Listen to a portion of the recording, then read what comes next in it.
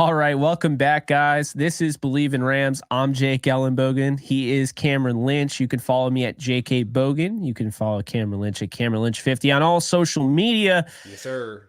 But today's episode is going to be a little bit different. We've had some great guests on Believe in Rams. If you haven't been paying attention, guys like Torrey Holt, Marshall Falk, I mean, you know, the list goes on, right? Andrew Siciliano, Syracuse Andrew guy. Siciliano, yeah.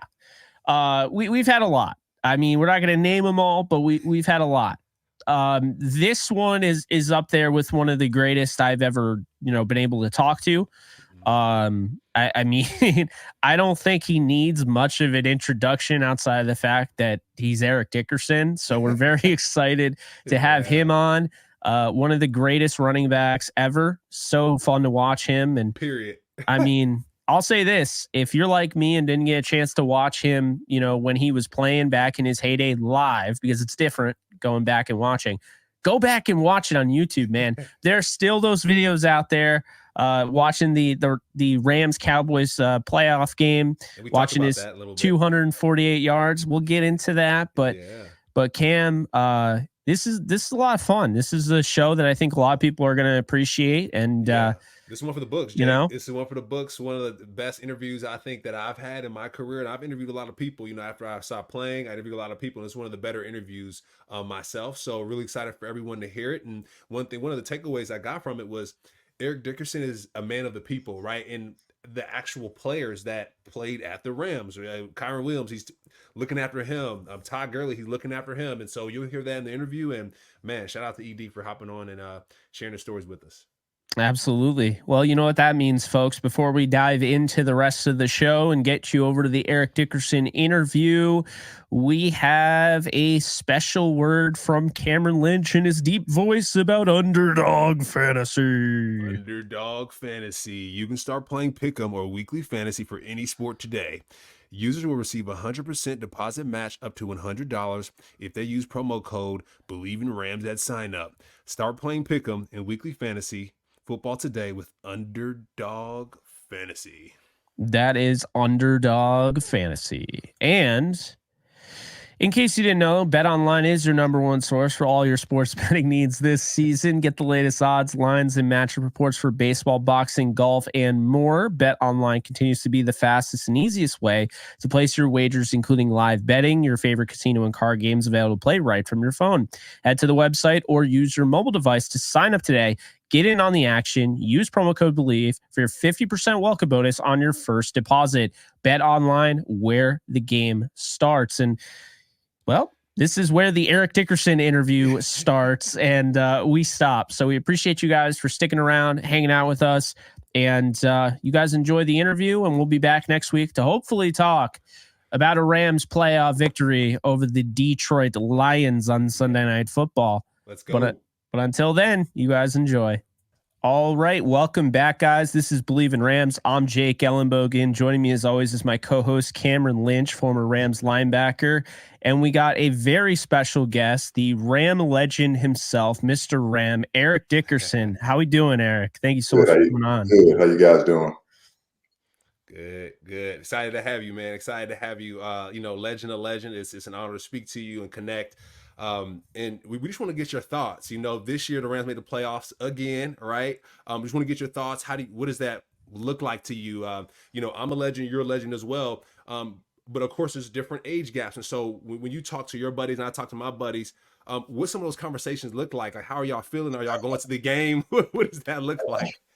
Well, I think a lot of things we talk about is how the NFL doesn't want to run the football anymore and how the teams going back to run the football are the teams that you see are being successful. I mean, you look at the national championship game last night with Michigan. I mean, look, if you don't want to run the football, you just don't want to run it. But you have to run the football if you're going to be successful, I think, at any level of playing football. I asked this question to Lawrence Taylor, Bruce Smith, and Richard Dent, about 3 years ago. We had an event, and I asked him, I said, man, let me ask you a question. What if you could play and they didn't run the football at all? And all of them said at the same time, no runs? I said, no runs. He said, oh, man, we love that. He said, we kill it. We kill it. And to me, the run wears the team down. When I watched the Rams this year, I think that McVay and his staff has done a great job this year coaching, because to me, that team did not have a lot. I mean, when you saw them come in when the season started, we had Matt Stafford, you had Cooper Kupp, you had Aaron Donald, and that's it, pretty much. Yeah. And then I saw Aaron at a high school football game at the beginning of the season before the season started, and I asked him what kind of team think the Rams were going to have. He said, Eric, it's hard to tell in practice. He said, but I'm going to tell you, I think we're going to be better than people think we're going to be. He said, I'm telling you. He said, a lot of the young rookies are playing very well in practice. I said, okay. I said, I'm going to tell you. I said, honestly, man, I say 3 to 5. 3 to 5 games.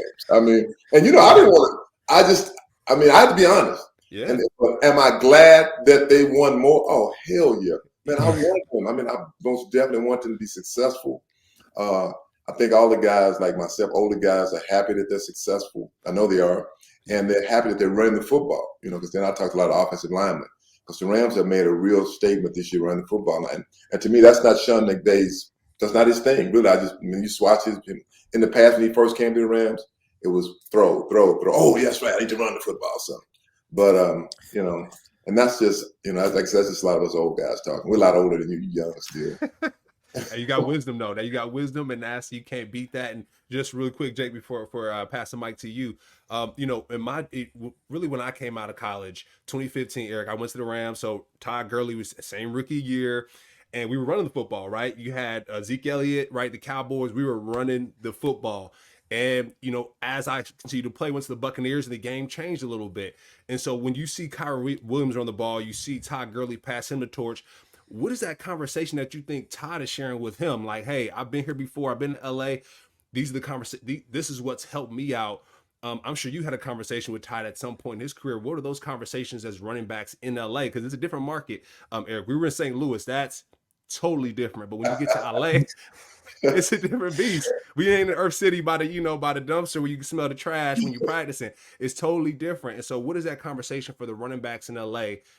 Yeah, what does that conversation look like for you all? Well, when Todd came here, me and him went to a Laker game. And people didn't really know who he was. They asked me for my autograph. And I said, hey, this is the running back for the Rams, Todd Gurley. He said, oh, man, can I get his autograph? And a few things that I told Todd, I said, man, always be kind to the fans. I say, the fans really make you. I say, if you have time, take time to sign an autograph, take a picture. Because, a lot of the guys these days, they're pretty, I just got to say, they're arrogant. They think that, like, I'm bigger than this game, I'm bigger than you. I like a lot of these guys feel where they came from. And Todd was such a humble guy. And another thing I told him, I said, I'm going to tell you this. I told to Adrian Peterson. Adrian said, man, tell me, what should I look at in the league? I said, one thing is, don't let them intimidate you. Because you're a rookie, they're going to try to intimidate you. That's what veteran players try. That's what the defense try to do. I told Todd the same thing. But the main thing, I said, enjoy it, because it goes fast. I said, I'm telling you. I said, you're going to look up. I said, it's your rookie year now. You're going to look up, you're going to be in year 5. I said, that's how fast it goes. I never forget, he came to my house at a barbecue, and I think he was going to his 5th year. And he said, Eric, man, remember you told me how fast this goes? I said, and he said, man, it's almost over. I said, before you know it, it is almost over. And I tell every young player to enjoy it, because you can't do it forever. One day, I tell them, you're going to be sitting right here where I'm at. I was young. I was number 29, and doing all the stuff in LA, the girls, and going out and having fun and all that kind of stuff. But sooner or later, you become an older guy, a statesman, a family man, and things change.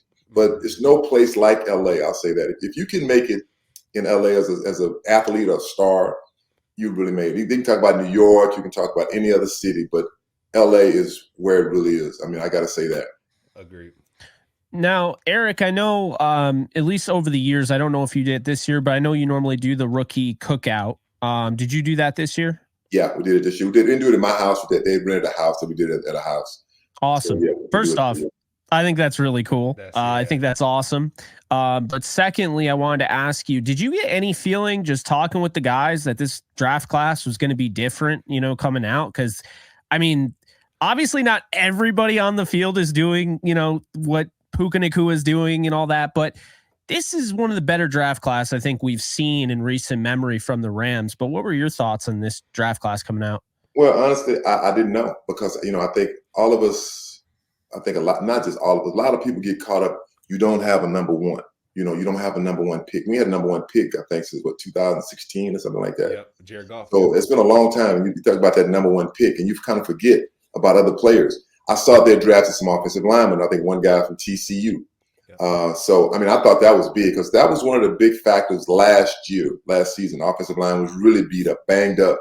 And one thing people don't understand, I tell them this all the time, you might not know, I call them, they said them the big fat guys. I'm saying big fat offensive linemen. I said, you might not know their names, but those guys are very, very important. Those guys made me famous. They made Todd famous. They make any running back, quarterback, they make you famous. Yeah. And a lot of guys were hurt last year. I mean, that offensive line, I don't think they had the same guy played in the same position maybe twice last year. And that's tough. I mean, that's tough because you got to understand, you have a starting defense playing against backups, guys that don't really know each other. Offensive linemen, they know calls. They know what the guy next to them is doing if they play together long enough. And when you don't have that continuity, it hurts. And that's what I saw. I mean, last year, it was just a disarray. It was almost like, all right, I'm going to take a patch, I'm going to stick it here, I'm going to stick it there, I'm going to see if it works. Oh, that ain't work. Let's move it here, let's move it there.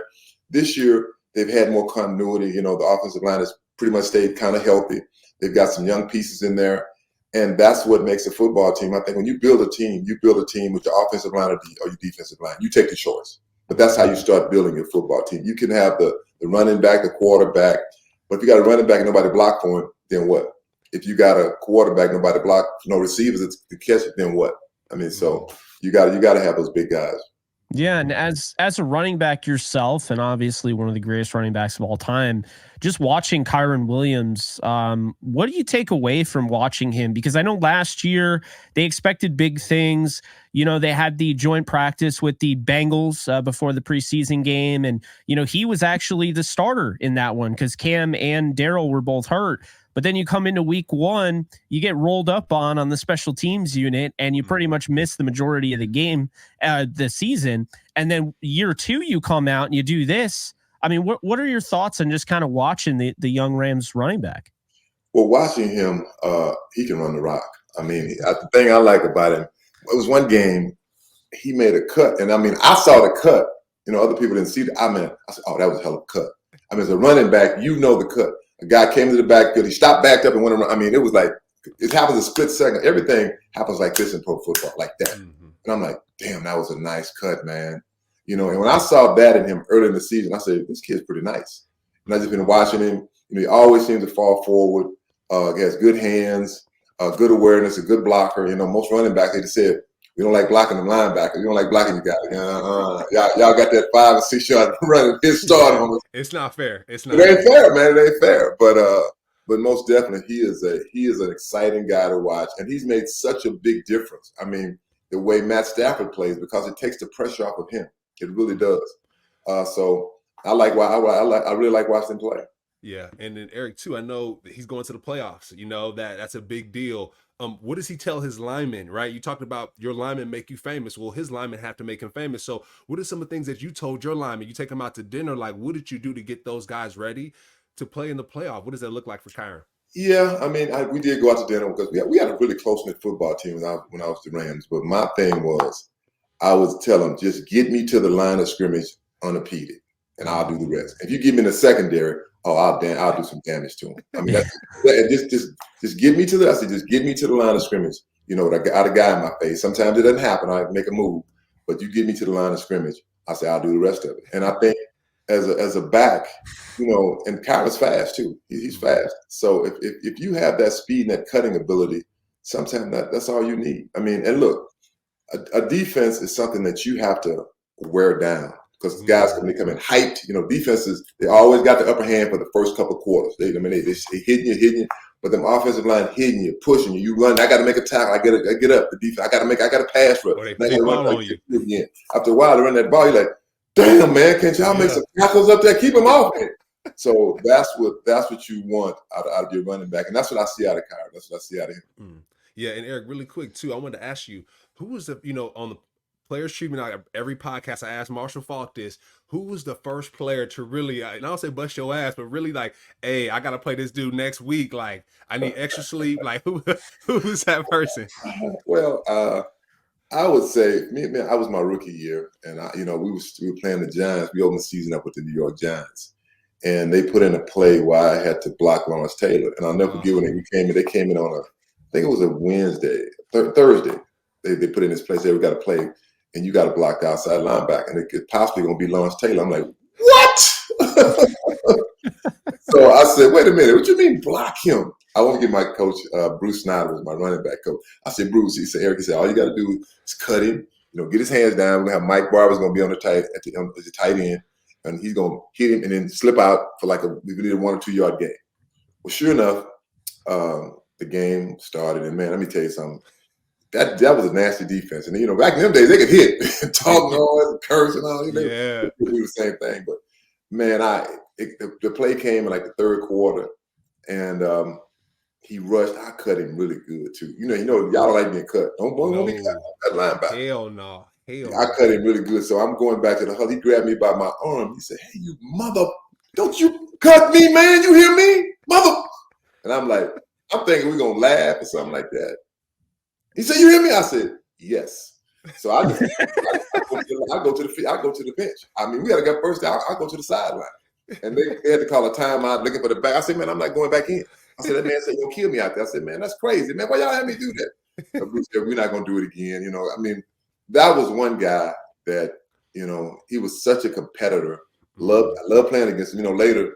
Love playing against him because we seem to always play well against the Giants, but LT he's a true competitor. Is Micah Parsons kind of like that? I know people keep saying it, and I want to get from your perspective. You just told us a story about how he was trying to take your head off. And Micah Parsons' mentality is not like that because, Micah podcast, but LT tries to rip your head off. So is Micah, like his skill set, what does that look like for you? His skill set is like LT's skill set. I mean, it really is. I think that I don't think he has the same bunch of this.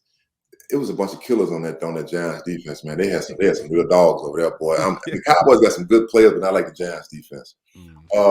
Micah Parsons is a great player. I mean, he really is. I mean, he's a player because you look at players that play now and say that they play in our era, and really the only difference that I see is bigger offensive linemen. The defense lineman may be a little bit bigger, not much. The speed is still the same, but the physicality that we played at was different. And I can say that for sure because they didn't really protect players that much. I mean, like a guy going across the middle, the defensive receiver wasn't no such thing. And it wasn't that kind of stuff. Bounties, they had all that kind of stuff. So it was a whole different era. But I played for Greg. Honestly, I'm not going to bring this up like that, but I played for the Rams in 2015, and Greg Williams got in trouble for that. So not saying that. I feel like my 2015 year was like the switch. Like the switch of like all the tough stuff has to go, and you got to play the game. You got to play the game. And I like you said, I love the run game. Like for me as a linebacker, Eric, I'm 6 feet tall, so I gotta hit people. I gotta hit people. So that was my bread and butter. I'll go low, get them legs, lift up, and dump. So that was my thing. But Jake, I know we're coming up on time here. I want to pass it to you for our final question before we wrap up. Yeah, absolutely. Well, I got a two-parter for you, Eric. Going into this one against the Lions, obviously a big deal. Matthew Stafford storyline, Jared Goff storyline, all of that. I want to ask you what you see going into this game, how you see this game working out. And then my second question for you, the Rams, the last 8 games I've calculated, they are top 5 among the 14 playoff teams in 33 different categories. They are scorching hot right now. They've won more games than anybody. Do you think they could go to the Super Bowl again and win it? Well, as long as you're in the playoffs, you got a shot. I said, as long as you're in the playoffs, you got a shot. Yes, I mean, things would have to really fall into place. And I would say, go back and look at the 2000, I don't know, when did the Giants lose to the Giants beat the Patriots? What year was that? Was that 2015? Well, you're talking about from the catch? Okay. I think 15, whatever year that was. When you watched, you saw the Giants that year. And the Giants started off like, I think, 0-4, 1-4, something like that. And it wasn't good. And the defense got really healthy, and started playing really, really, really good. I'm like, damn. I say, I think the Giants going to beat the Patriots in the Super Bowl. I took the bet, matter of fact, straight up bet when they got. I said, I'm going to take the Giants. The Rams have a shot. They're that football team right now, like the Giants. Not saying defensively, but offensively. And I think the defense is coming on. I think the great part about this game is that Jared Goff gets a chance to go against McVay, a guy who, traded him and, kind of but I feel like he was disrespected and all that kind of stuff. But saying that to say this, I'll say, and I said it from day one, I like Jared as a quarterback. I liked him. I didn't think he was the guy to lead us to the Super Bowl. I always said that. I thought it just he needed time. He needed time. And as you see him now, he's a lot better and a lot more mature football player. He's like a football player. I think the offense fits him great in Detroit. Matt Stafford, on the other hand, matter of fact, I met Matt the day we had a day at the stadium when Matt first showed up, and I walked up to him. I told him, "You're the piece we've been missing." I said, "You're the piece." I said, "We'll win the Super Bowl this year." And I just said it. I just felt that he was the piece because we still had that team together. And sure enough, it happened. I think the storyline is great for Matt Stafford to go back to Detroit, a place where he started his career. Great player there, great for us. Most definitely a Hall of Fame football player. But I'll say this much: for both offenses, I think the Rams have the better offense, more weapons. Detroit is a very hot offense. I mean, they've got St. Brown, they've got Montgomery, they've got Gibbs, they got Goff. We've got Puka, we've got Cooper Kupp. We've got a lot. Also, we got Matt Stafford. So it's a perfect storyline, to go back Jared to play against the Rams and Matt Stafford to go back to Detroit where he started. And I told one of the guys just on the radio, I just want to see how the same fans, accept him. They should cheer for him because he gave a lot of years with a lot of bad football teams in Detroit. So I'm looking forward to that. Well, I gotta throw one more thing out there. You said that, and one of the Detroit, I don't know if you saw this, it's going around. One of the Detroit Lions apparel companies in Detroit was trying to start this movement of no Matthew Stafford jerseys in attendance. How do you feel about that? Man, come on, that's stupid. Got that. Why? Why he played in Detroit? I mean, why? I mean, he was so dumb. Player. Man, come on, that's been selfish. That kind of pisses me off a little bit, Eric. I ain't gonna lie, because I went to the Rams and the Buccaneers. I went back and forth, and the fact that I was welcomed back home to the Rams, and so for someone to block me from my team, I'm sure for you the same thing. It's like, come on, dog. Like this is a family. This is not. You can't kick me out the house. Once you wear this logo, you can't get kicked out. So, well, I'll go a step further. OBJ was on the Rams. He's one of my all-time favorite players. He wasn't on there for long, but his time there was so special, catching the first touchdown of that Super Bowl game. And I mean, we all know if he didn't get hurt, he was going to just wreck the Bengals. He's going to be MVP. But I wore that jersey when the Rams played the Ravens because I wanted to honor him in a way. Like it's just for me, right? I'm not going out there and doing anything, but I wore his jersey as kind of like an honoring him and supporting him, but also supporting the team of the jersey, which is the Rams. It wasn't a Ravens jersey. So I guess to your point, I think it's stupid because you can still root for the Lions and kind of honor Stafford at the same time. Now, if Stafford wins on the final drive of the game and you're wearing a Stafford jersey, I don't think people are going to look at it that way, but that's not the point. And I don't know, man. I think it's fine, man. Like I said, Matt Stafford played in Detroit, and he was great in Detroit. And when he left Detroit, he didn't leave. Like a lot of times you leave on a bad terms with your football team. And I got to say, Detroit did him right. The organization sent him to, because most of the time they try to send you to hell. Like when the Rams traded me, they sent me to hell to Indianapolis. But, some teams do that. But they sent him to a good football team, a team that he won the Super Bowl in his first year. And I think one of the things that people always said about Matt Stafford, and I don't get this. I don't agree with this. Well, he'll never won a Super Bowl. He ain't won a Super Bowl. I don't know if he'll be a Hall of Famer. I'm like, man, come on. And he hadn't won a Super Bowl yet. I said, I disagree with that. I said, you got to look at the teams he played on, how he carried those teams, and now he's won a Super Bowl. So that's their big thing. If that's their one they holding on to, they got to worry about. He got a Super Bowl, so he should be in the Hall of Fame with myself. Yeah.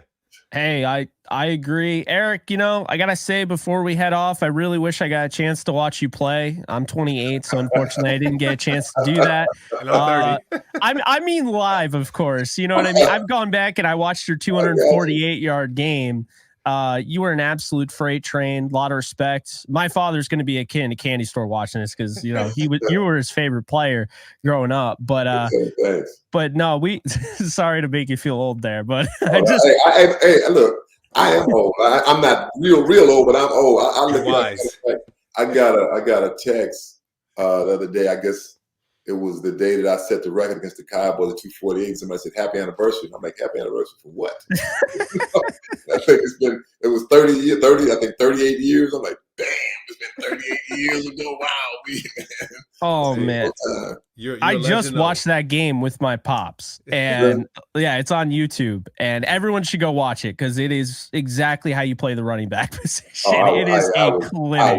I was killing first of all, I hate the Cowboys. I was killing. I was loving it. Being a Texan and went to SMU, being in Dallas. So oh, okay. Yeah. I see you. Eric, too. I want to say, too, as a former player, man, keep pouring into us, man. Keep pouring into us because we need that, right? Kyren needs that. Todd needs that. We all need that. So we appreciate you, man, to keep being great.